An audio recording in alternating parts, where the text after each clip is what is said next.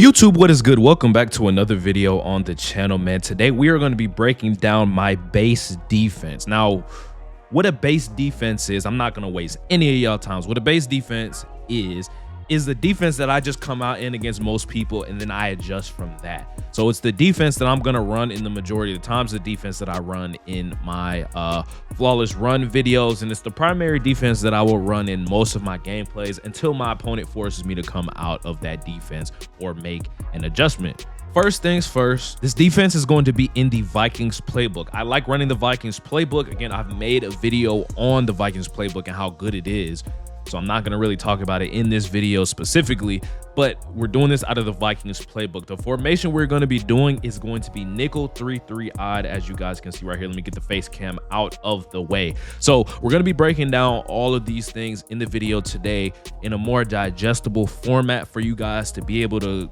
come in here, learn, be able to do it, and understand why we are doing certain things, because I have a lot of people asking me those types of questions. So before we get into anything else, make sure you guys hit that like button and subscribe as we on the road to 4,000 subscribers. This video does help you out in any way, shape, or form. It would be greatly appreciated if you guys would let me know. And again, I will always answer any of you guys' comments that you guys have about this defense. And let's go ahead and get into the video.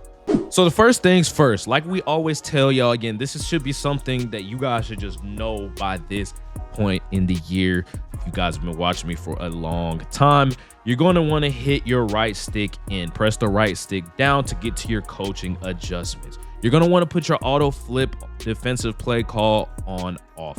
This is because we want to have the loop. Again, this is a loop blitz based defense. We want the loop coming from left to right every time. We don't want to switch things around. We want to have our offense, or our defense, I should say, be the same every time, so we don't have to really think. We can just do our defense, be able to go out in there and then adjust from there. The next thing we're going to want to do is going to want to put it on base alignment. Base alignment basically just allows the base formation to be in the same spot. Everybody's going to be in the same spot. They're going to line up the same way, so you can basically hide your defense, and you can basically make every single defense pre-snap look the exact same, which is why I think, you know, making pre-snap reads sometimes can be, you know, a little overrated. The last thing that I'm going to tell you guys to adjust is going to be the option defense, and that is going to be putting it on conservative. As you guys can see in the middle of the screen, it is going to focus on the quarterback on the option. And I've explained this ad nauseum, but you guys will understand it. It's going to be so you focus on the quarterback, and basically means you as the user, your job is to shoot the run, which, I mean, you're going to do most of the time anyway. So the AI will just mainly focus on the quarterback when it is a read option of any form like that. And you'll just see that they play the run a lot better on read options specifically. Again, this is only for read options. This is not to stop the run. So that is the only other thing I will tell you guys to do. Again, we will probably drop at the beginning of Madden 26 about zone drops. We'll talk about all those things, but you guys can leave this on default for this type of defense. Again, that is the easiest way that I can explain what is going on here. You're going to want to leave everything on default. So that's the coaching adjustments. That's what you guys are going to want to do. That is the easiest way that I can explain it. Now, the next thing we're going to talk about is the package I want you guys to come out in. And the package I want you guys to come out in, if you flick your left stick, you'll see at the bottom where it says packages, it will change. You guys are going to want to put this on CB1 inside. Now, the reason we do this CB1 inside package is for the fact that when we move our linebackers, whether that be our outside linebacker, our middle linebackers, etc., you guys are going to want to be able to move them and not have them move back to their normal spot. So that is why we do the CB1 inside. Typically, again, if you guys think about it, wherever your CB1 is, that is going to be your slot corner. In my case, it's Tony Gonzalez. I have a very tall tight end that literally his only job is to play the slot, be able to play the run, and just be tall, right? That's the easiest way it is, so that your opponent will have a hard time to get the ball over his head. He can also play run support in that same sort of breath. So that is what I would say. Now, the next thing that we're going to talk about here is the personnel that I want you guys to run. Again, this can really depend on what you guys want to do, but what I do specifically, and we'll go over here to our substitutions so that I can break down what exactly is going on here. So visually, it will say Snoop Dogg is right here. So what I do is I sub Snoop Dogg out, I sub in somebody else, and then I sub Snoop Dogg back in, because if you don't do that, it's going to put somebody else there. I want Snoop Dogg to be on this. This is going to be my user. Now, and that is going to be on the right of screen linebacker. Now, this left of screen linebacker where Pat McAfee is, you don't have to worry about this. This card or this player will always be the same sort of card here. But I typically have a smaller linebacker here just so that it's easier for the loop to come in. I know that's kind of nerdy, kind of geeky, but that is pretty much why you want to have a smaller linebacker there, because it allows them to get through to the quarterback a little bit better, because they have smaller player models. It's harder for them to block, if that makes any sense. So again, depends on what you guys want to do. I found that this Pat McAfee is really good. Again, I'll probably upgrade to somebody else here soon, but it's been working. If it ain't broke, don't fix it. Right now, the next thing, you don't really have to touch your DBs. Again, that's going to be your outside corners and your slot corner right here. You don't have to touch this, but this outside linebacker right here, right, you're going to want to sub this out, because this will put a end here. You're going to want to sub this out. I personally run Joe Flacco as my outside linebacker. Now, the reason why I have him is, again, he's very tall. Not only that, but he can also play the run and play the pass and rush the passer. He's probably my most versatile player on the field. You want an outside linebacker that can not only rush the passer, can play the run, but also can play the pass in zone coverage. Again, most of the time he's going to be in zone coverage here, which is why we have that. But if you want to be able to adjust, if you want to be able to have, you know, the best, make the most out of this defense, you're going to want to have a very versatile player. Now, the next thing as far as subs, you're going to want to sub out whoever this end is, because that's not who we want. It's the end that we wanted was where Joe Flacco currently is, to the right of where I have highlighted right here. And then we're going to sub in Hassan Reddick. Again, this is how I put in my best pass rushers. Again, this Larry Allen right here, he is going to say he's in the game, but he's not actually going to be in the game.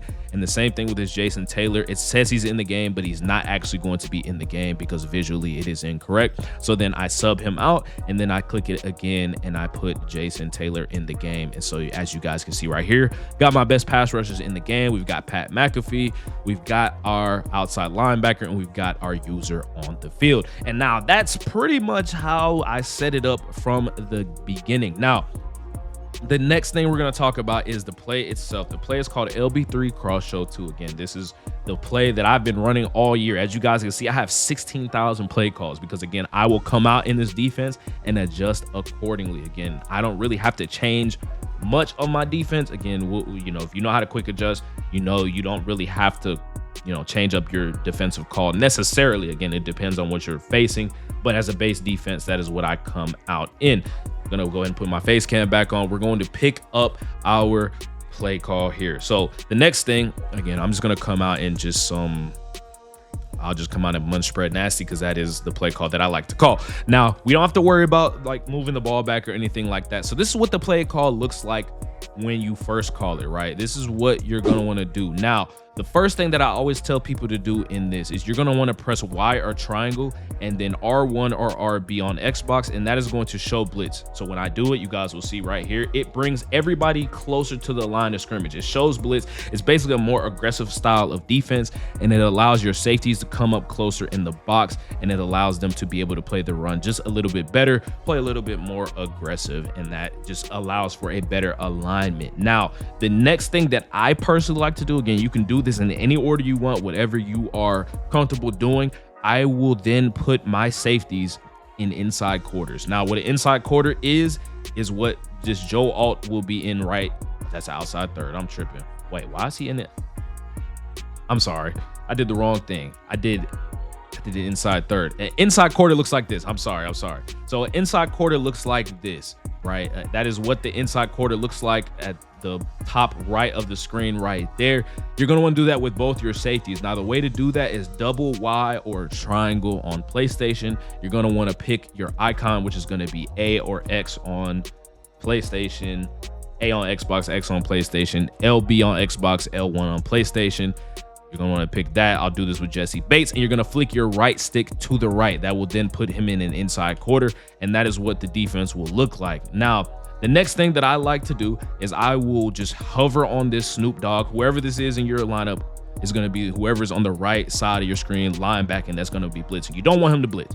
You want your user to be able to be in this mid read or something along the lines of that, so that you can be able to switch stick if you need to. Now, the way you do that is you press A or X on PlayStation, A on Xbox, and you're going to want to flick the left stick down. That will put it in a middle read. This middle read has match principles. This is why I like to do that. He'll be able to kind of float in the middle of the field and go pick up somebody basically that goes over the middle of the field. Again, it's a lot deeper than that, but that's the easy way that I would explain it. Now, the reason why we did the CB1 inside package is so we can be able to move this Pat McAfee back just a little bit. Again, he's going to start like right here. You just move him back like 1 or 2 steps right here, and that will give him a better blitz angle.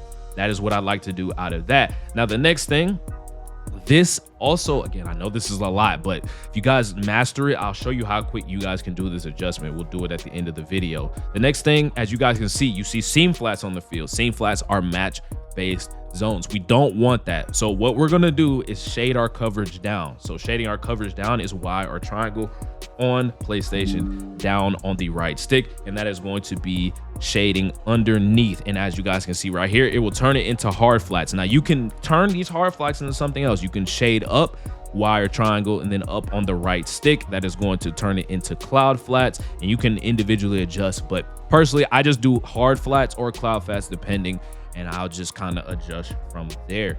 The next and last things that we're going to want to do, and they just snapped the play. So I'm going to need to kind of redo that because I didn't hold the right trigger long enough. So here, I'll show you guys to get how quickly we could do it. So boom, boom, boom, boom, boom. That's how quick you have to do it. That's how quick you have to set up your defense. That's how fast I normally set it up. So we're basically at where we were. Now, what you'll notice is that we don't have our